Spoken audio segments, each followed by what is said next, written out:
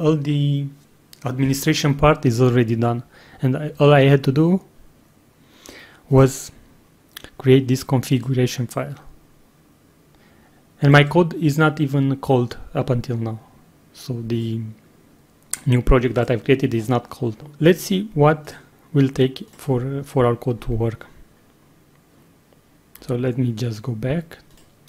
And if I click the submit button, of course, it will say that you cannot create an object of this type because simply I didn't copy the assembly in the bin folder, so it can't find this class. So I will set it up.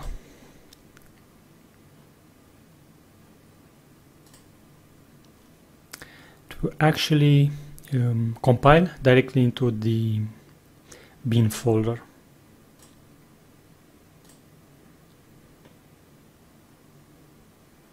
Okay, so instead of going here, I will say go exit one folder from desktop modules and then go into the bin folder. No, exit one for the module folder, exit another one from the desktop modules, and then put it in the bin. Let's see if that worked.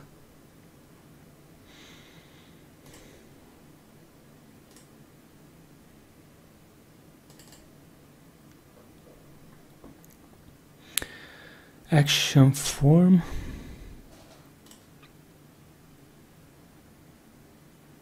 No, it's not here. I think it's possible that the solution, the Visual Studio created one more folder for us. Let's check that. Action form bool tags. Yeah, so it created one more folder for the project, so one for the solution and then another subfolder for the project. So what we need to do is exit one more folder.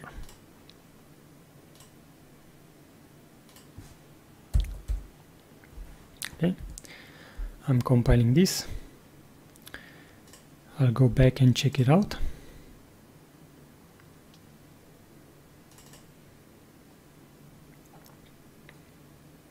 Okay, so the assembly is now here, and now if I were to submit again, I would probably get the exception that I'm throwing from the execute method. Yes, that's bulk add init not implemented. So now it's time to actually implement this. So let me go back to the code. I will need to extract the parameters here. So I have the two parameters and I already have code in action form, so I'll just borrow it.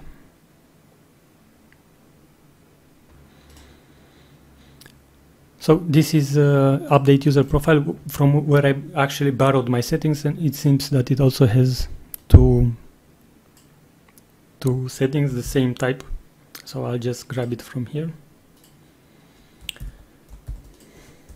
So basically I have and always the same name so I don't confuse myself. Stop if collision exists, that's one, and this will be the boolean, and the other one will be tags field.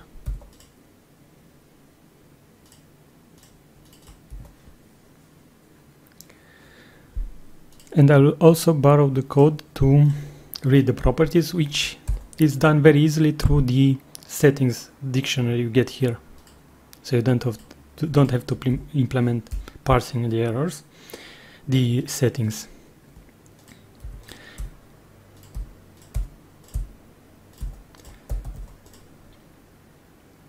Okay, so I have a tags field of that is a string, and here you get to specify the default value. So by default this is false, and by default this is empty, and I can actually check if this is empty, throw an exception like why is this empty, what tags to create if it's empty. And now after we've read the configuration, we have to actually create the tags. First of all, there is one more trick to do with data. Let's see if this one does it. If not, I will look for a different action that actually does it. For example, let's say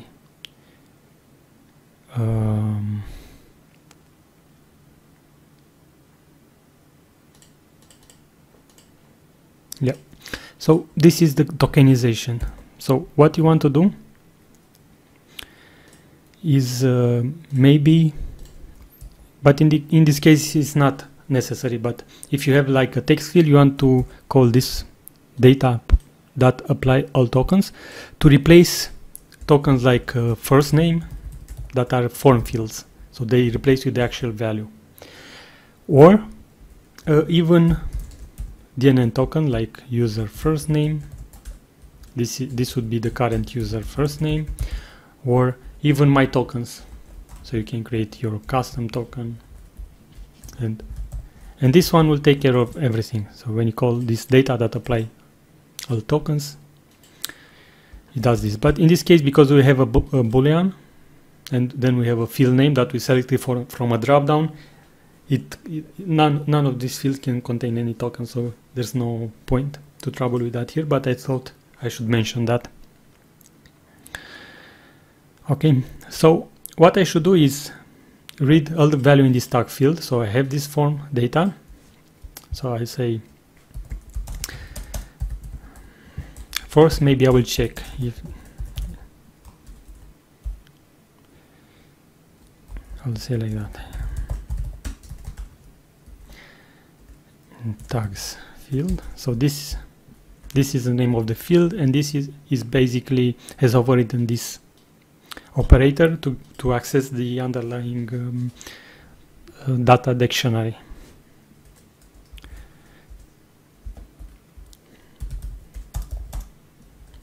I will throw a new exception here saying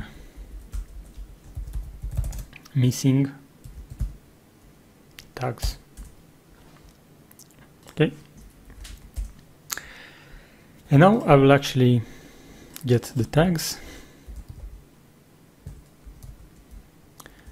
and maybe also split them by new line.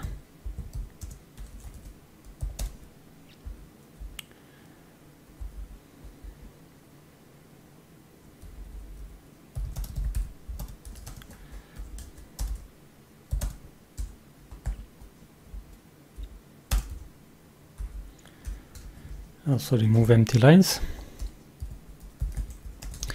I'll iterate over these tags and call the DNN API, entities, content, taxonomy,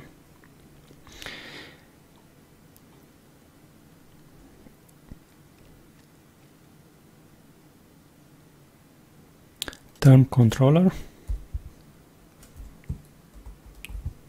probably expects a new, that, add term,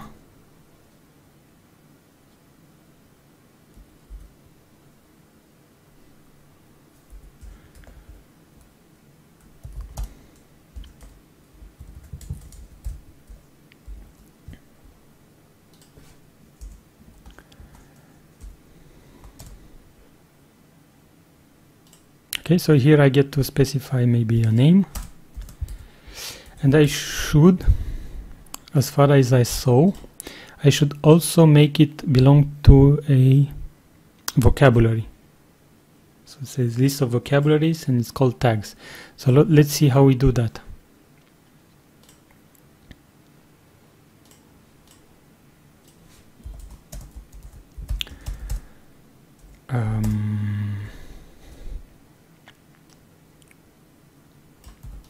Maybe like that, get vocabulary controller. Okay, let's take this out because it's getting long and I don't need to call it on every iteration.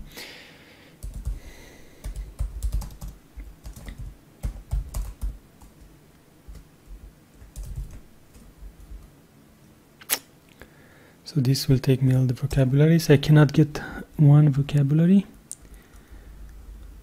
No, I can. So I get all the vocabularies then, and then I take the first one maybe. name tags. That should do it. And here add term, I saw there was an overload, add term to content. No, this is not it. Add, okay, so maybe this add term is the one, and then I'll put it in the vocabulary. Oh, so this is read only. So how do I connect it to a vocabulary?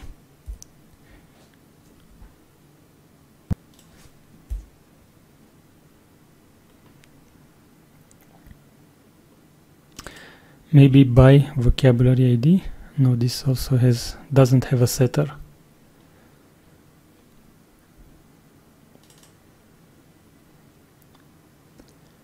Maybe through the constructor. Actually, the easiest thing would be just to go and open the, because I always take the source code from DNN, because sooner or later I do need it, and we'll just see how they do this, how they call. So maybe add term. Yep.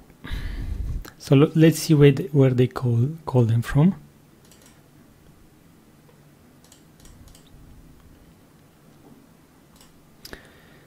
Yeah, so it appears they pass it to the constructor. I can see the vocabulary ID being passed through the constructor. So this is what we'll do. Then just pass the vocabulary ID in the constructor, and we could also pass the name here, I think. Name, description, vocabulary ID, correct. So the name is the tag, and then the description I'll leave empty, and so on. So I get rid of the setting the properties here. Okay. And this should do it, except one final thing. You see, this execute method expects you to return a result. Now, if you do an action that needs to interact with the user, like perform a redirect or display a message, then you would implement a result. And for example, it could be a new a message HTML, something like that. I will check now what's the correct syntax. For example, I will look at the show message. This is the show message action, and here you see returns a new message HTML. Okay. And other action, for example, let me show you the redirect to URL action. This one simply returns a redirect to URL. Yeah. So basically all the class that implement this interface. Okay, so I'll go back to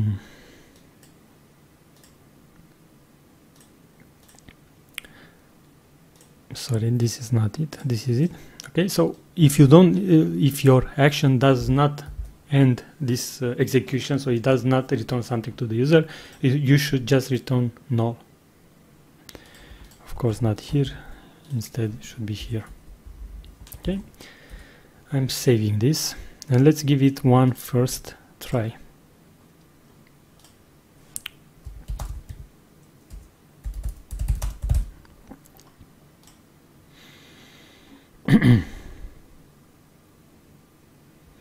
Taking a little bit longer until it reloads. Okay, so now what happens, because I return null, action form catch the fact that it doesn't have an action, a result to execute like display message, and it just reloads the page. So it just reloaded the page. I could put a message, and I'll do that now, to say maybe a success message. And to do that, I'll just go to my button, and I will add another action, display message. Good job.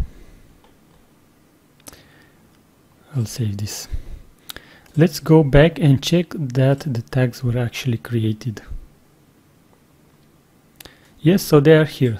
So this was easier than I expected. So I already have 2 tags, and now I can create any number of tags that I want. DNA, action form, search, keywords, CEO, I don't know. Okay, and create them all at once. Now I have a success message.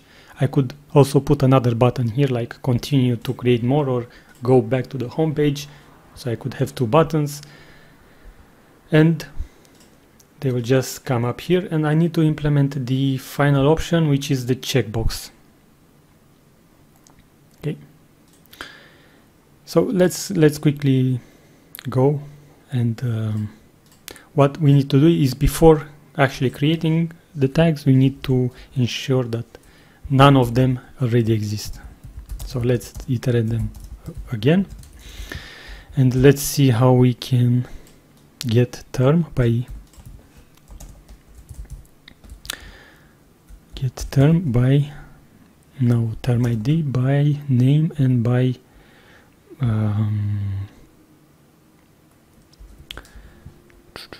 so here I can actually get the whole terms in the vocabulary and check into that. Okay, that is also good. I could say here existing tags, and I will just read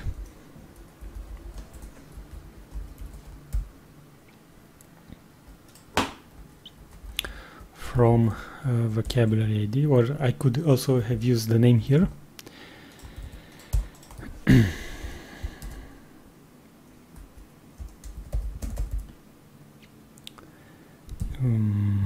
Name. I'll use equals, so I also check for case for the keywords in different case. So just either ordinal or current culture in our case. Maybe I'll use invariant culture in our code. Or if you're always in ASCII, you can use ordinal. In our case, it's faster. But if your keywords start to have different character sets, then maybe it's better to use something culture based. Okay. And I should make an if around that. If, and here I'm trying to get first tag that has that name, and I'll just say if it exists. Basically, I will throw a new exception, argument exception, tag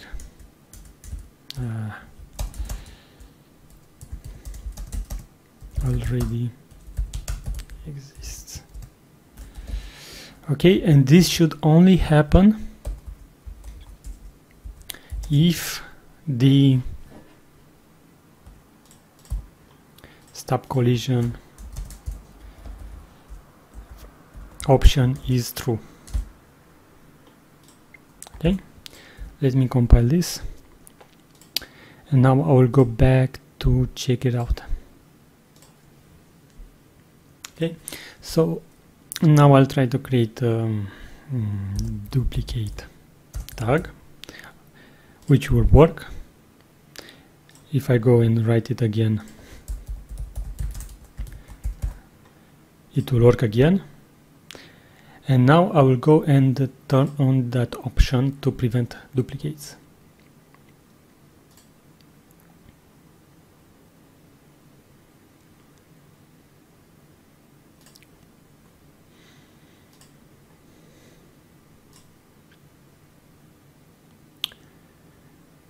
Save.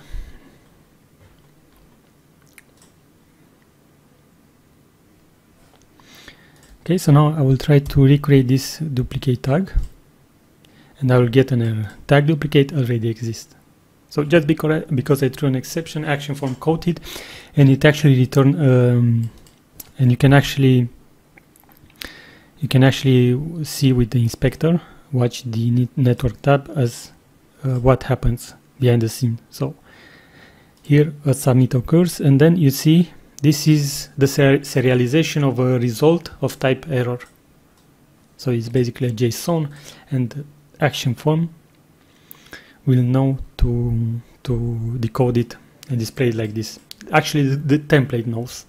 So if you have a different template, you could implement this a different way. You could show an alert, or you could show a pop-up. Anything works.